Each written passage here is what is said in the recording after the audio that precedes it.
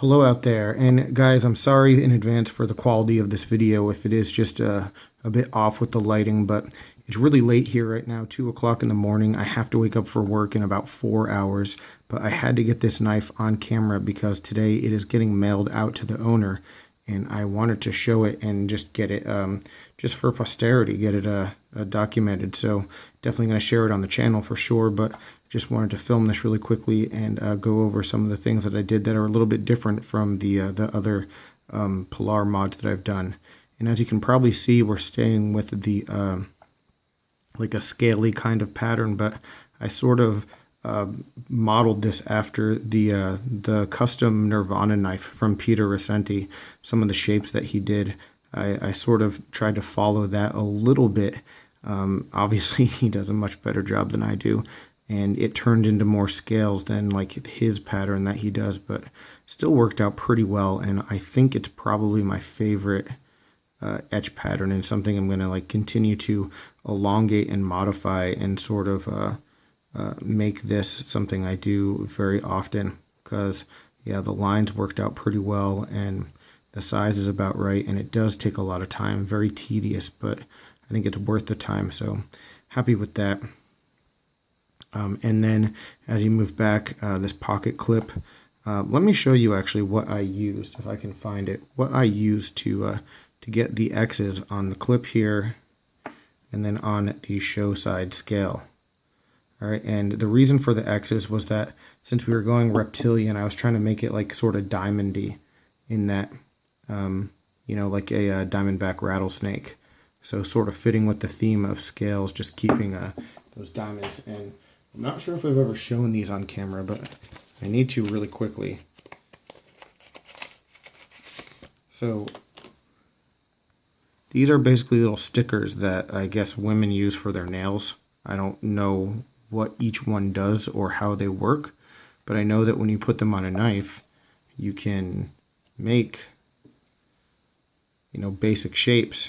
So, you know, these are just like design nail things that my wife picked up and thought would be good for etching, and she was right. You know, so these things right here, if I can get this focused, those shapes right there created the X pattern on the or the diamond pattern on the clip. And you can see it's a whole lot more clean than anything that I could ever freehand. So yeah, just something to look into, and I don't know, just a reason to say, hey, no tool, no tool, no matter how odd and strange it is not useful. You can find a way to make anything help you reach your goal. So those things really help make the lines a whole lot cleaner than they would be. All right, and I'm trying to think of what else. The one reservation, the one thing that I didn't love about this knife at first was just how the darkness of the diamond pattern here didn't blend in as much with the rest of the scale.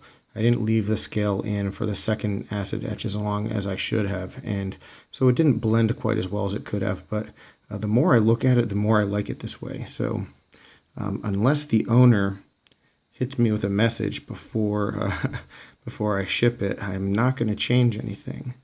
You know, I'm giving him the opportunity definitely to make the call though. Then over here, harkening back to the recent video that I did about the which one was it? Oh, the rake model that I did. Same kind of thing with the Dremel to make that visual texture. And the anodizing, I got the bronze on the scale, but in the light, those little flecks even look purple sometimes. So yeah, very cool result there.